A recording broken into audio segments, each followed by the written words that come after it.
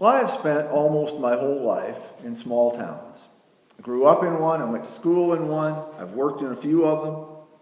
As I think you know, Wanda and I both really love small towns. The only time that we did not live in a small town is the 3 years we spent in the Sioux City area. And, don't get me wrong, people treated us there very well, and we still hear from them. It was wonderful to go back and visit some of them last summer. But even so, we were really happy when we got the chance to come here, come back to small town living again. Wanda and I love the things that go on in small towns. We love the people who live in small towns. We love the way you can get involved in a small town. And that stuff, it's not necessarily good or bad. It's just who we are. It's what we like. But the thing is that sometimes there's a mindset we can get into in a small town. It's understandable. Sometimes I do it too. But it's important that we recognize it. It's a mindset that allows us to be defined by our limitations. We start thinking about all the things that we cannot do rather than all the things that we can do. It happens in the community sometimes. We think, we're just a small town. We don't have very many people. Don't have a lot of money here. We cannot do a whole lot. It can happen in the church. We think, we're just a small church. Don't have a lot of money. We really cannot do a whole lot. It can happen in our personal lives as well. We can think, I'm only one person, don't have any money, don't have any power. I really cannot do a whole lot. And I don't mean to sound critical, because it's perfectly understandable why this happens. But the thing is, when we start to think that way, we need to remember our Bible reading for today. We need especially to remember the 9th verse. What no eye has seen, what no ear has heard, what no human mind has conceived, those things God has prepared for those who love Him. That is a really profound verse, I think. It's kind of the antidote to being defined by our limitations. Because our God, the God we worship, the God we love, the God we are trying to be faithful to, that God has no limitations.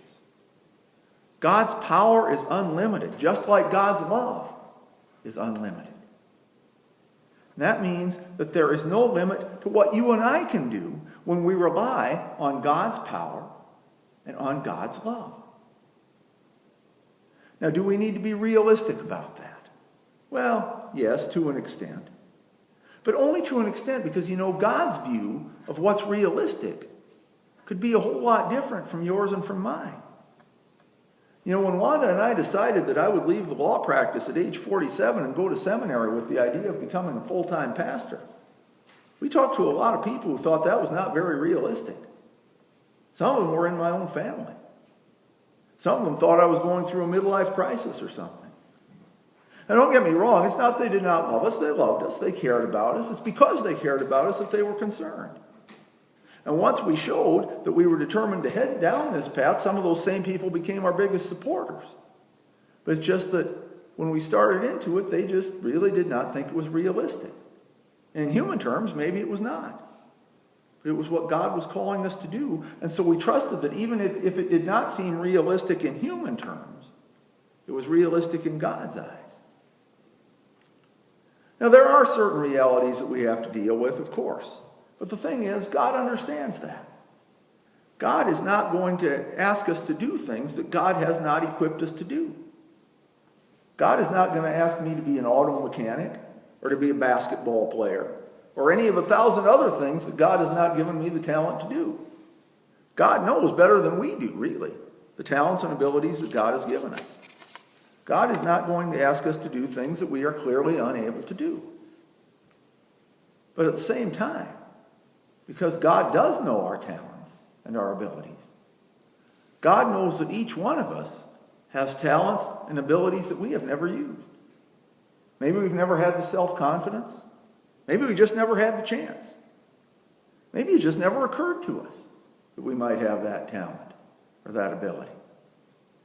Or maybe we tried to develop that talent or ability on our own rather than asking for God to help us.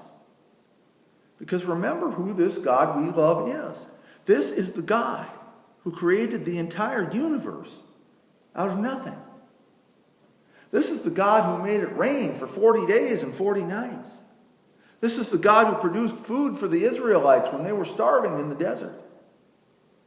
This is the God for whom the impossible is possible. In fact, this is the God for whom the impossible is not even hard. God can make the impossible look easy. And that's where our Bible verse comes into it. God has prepared us and has prepared for us things that are beyond our ability to understand. God has prepared things for us that no eye has seen. God has prepared things for us that no ear has heard. God has prepared things for us that no human mind has ever conceived of. So while we do need to be realistic about our own limitations, we should never put those same limitations on God. Because again, we serve a God who is not limited by anything except for God's own decisions about what's right and what's wrong. The only limitations God has are the ones God creates. God can literally do anything that God chooses to do. We should never place limitations on God. And we also should never place limitations on what we can do with God's help. Because that's simply another way of putting limitations on God. The same God we just said has no limitations except the ones that God creates. Our verse says that God has things beyond our imagination that are planned for those who love God. So if you love God, that means you. It means me too. And if you doubt this, look back at your life.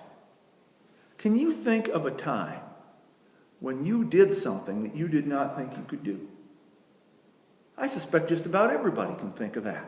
If you really think about it, you can think of a time where you were faced with a situation, you were not sure what to do, maybe you had no idea what to do, and yet you knew you had to do something, and so you did, and you discovered that you could figure out the right thing to do, and you could do it. Almost all of us have times like that. We can think of our times at times like that in our churches too. Look at the things that our churches have accomplished. We have active church school programs, active vacation Bible school programs, both here and in Oneida. Who'd have thought little churches like this could do that? The Gettysburg Church built an addition that cost about $750,000, maybe more than that. We paid for it in 4 years. Who'd have thought a little church could do that? Attendance at the Agarda Church has grown by like 30 to 40% over the last few years. Who'd have thought a little church in a little town like that could do that? And this is just scratching the surface. We could go on and on and on with all of the things that all of the churches in the Wheatland Parish have done. Things that most people would have never thought that a little church like that could do. And in fact, if we tried to do them by ourselves, we could not have done them. But we did not do them by ourselves. We did them with the power of God. Now, don't get me wrong. I know there are a lot of people who worked very hard to make all those things happen too. I'm not discounting that at all. I know a lot of people did a lot to make all of these things happen. And there were also a lot of people who did a lot of praying to make these things happen. And a lot of them, of course, were the same people. But the point is, we went past the limitations that a lot of humans would have seen. Instead, we decided we were going to rely on God's unlimited power. And we made it happen with God's help. So, what else could we do? What else could God have planned for us? Because I truly believe God is just getting started around here. I think there are all kinds of things that God has planned for us. Things that no eye has seen, that no ear has heard. Things that no human mind has yet conceived. God has those things prepared and planned for each of the churches of the Wheatland Parish. I truly believe that. I don't know what those things are. I don't know when those things are going to happen. But I'm convinced that they will happen, and I really believe that they're going to start happening fairly soon. Some of you may remember that several years ago, I said I believed God was going to do something special here in the churches of the Wheatland Parish. And after I said that, our churches started to go through some struggles. But I remain convinced that God is going to do something special here in the churches of the Wheatland Parish. I think God is already doing it. Some of the things we can see, some of the things we cannot see. And I even think that through those struggles that we've had, God was laying the groundwork for some of the things that God is going to do. Some would say that those things I've already mentioned are special things, and they are special things. I think there is so much more to come. I think there's more to come than we could ever think about. Again, I think God is just getting started here. And I'm not going to put a timeline on when it's going to happen. But I do believe that we're going to look back at some point in the future. We're going to look back on where we were and where we are and be amazed at all the things that God has done.